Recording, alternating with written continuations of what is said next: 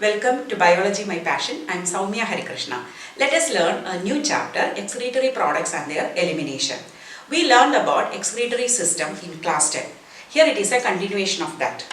Excretory products may be many different types in our body. Starting from the excess water in our body, the salts in our body, some electrolytes and ions in our body, then the undigested food material, carbon dioxide which is a respiratory waste, and some nitrogen based waste. When we talk about excretory system, there we deal with only nitrogenous waste. Nitrogenous waste means what?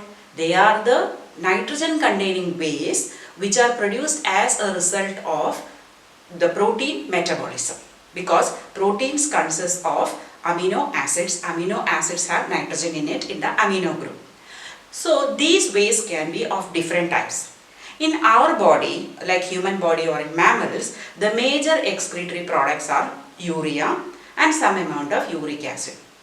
Whereas there are organisms which can have ammonia as their waste material.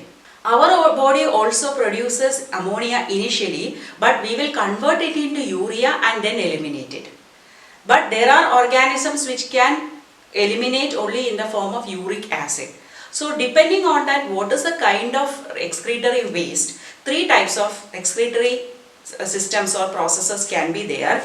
They are ammonotelism, ureotelism and uricotelism. Hope you got an idea from the name itself. What is ammonotelism? If the excretory waste is ammonia, or the process of eliminating excretory waste as ammonia is called the ammonotelism. But what is the problem with ammonia? Ammonia is a very toxic substance. So if it accumulates in our body will be in a very dangerous situation.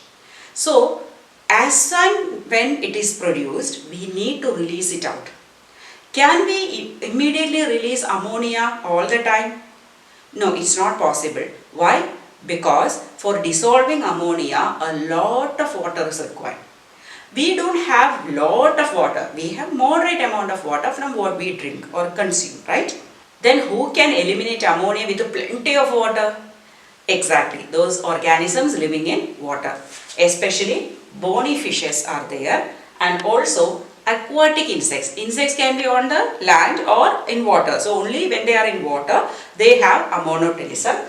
Or amphibians like frogs and salamanders, they are coming under amphibians. But aquatic amphibians only will have this ammonotelism. So since they are in water, they have no problem with water. As and when ammonia is produced, it is dissolved in water and eliminated out of the body.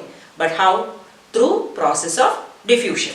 But if it is in the case of fish, they will do the diffusion through their gills. Okay, so ammonotelism means the excretory waste is ammonia. The toxicity of ammonia is very high. So large amount of water is required for the elimination, and the main process by which it is being eliminated is diffusion. In the case of fishes, it is gills. Examples very important: bony fishes, aquatic insects and amphibians. Now, when it comes to mammals like human beings, we are not in water all the time. But still we have enough water because we drink water, right? So if we drink more water, we know we eliminate more water from our body. So we can dissolve all the toxins. So we need some kind of excretory waste which is not that toxic like ammonia, and also we have to store for some time in our body, then we can excrete it out. So what is that? It is urea. So in our body also, initially the waste produced is ammonia. But we cannot excrete ammonia as such. So what will we do? The ammonia will be converted into urea in our liver. Okay. So once it is converted into urea, it is less toxic than ammonia. Now it will be going to the bloodstream.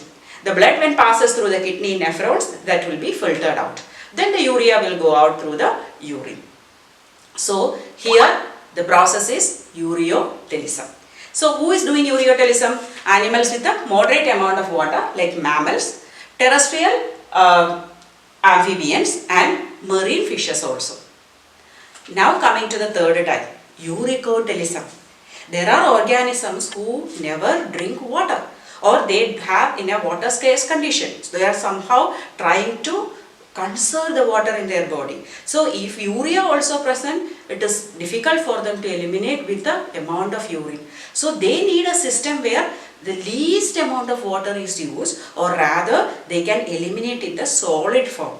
So when they are eliminating in solid form, it may not be as frequent as in the case of ammonotylism or ureotylism. So what they do, they will convert this into uric acid. Uric acid is the least toxic form. That is, ammonia is very toxic, urea is less toxic, whereas uric acid is the least toxic, and the uric acid is actually 1 lakh times less toxic than ammonia. So they can store it in their body for some time, and they excrete out is in the form of pellets, means solid form. So who are they? The animals without much water in their body, like reptiles, birds, insects and snails. If you, the most common what we are seeing is the cast of birds. If you must have seen, at least sometimes you are blessed with them if you stand under a tree, or you will be seeing on the vehicles and all, if you drop or stop under the trees, the bird cast will be there. So there will be some colored part which is their undigested food, and the white part is the uric acid. Okay, so these are the conditions. So ammonotylism, ureotylism and uricotylism. But if the question is what are ammonotylic animals or organisms, then what will you say? The organisms which excrete ammonia are called ammonotylic. Okay, you have to reframe the sentence according to your question. Let us see what are the different excretory structures in different organisms. First, when we talk about platyhelminthes, platyhelminthes means what? They are the flatworms. Flatworms like a planaria, or plat and flat you can remember. Platyhelminthes means flatworms, and planaria can be there, or you can tell about some rotifers or some cephalochordates like Amphioxus. So flame cells or protonephridia. Flame cells means they have a tuft of cilia. The movement of the cilia resembles that of flickering of the flame. That's why they are called flame cells. Next, earthworms or annelids. Earthworms are coming under group Annelida, which are having the metameric segmentation and all.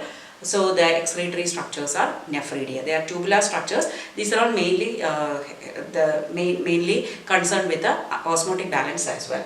Then cockroaches. Cockroaches are coming under in class Insecta of phylum Arthropoda. They have Malpighian tubules. That means a tuft of tubules are there in the middle of the digestive system, which will collect the excretory waste and give it to the digestive system. Then coming to crustaceans, which are also other classes included under phylum Arthropoda. Examples, prawns. So they have something called an antennal gland or a green gland. If you find my lessons useful, please like, share with all your friends, and also subscribe to the channel Biology My Passion. Thank you for watching.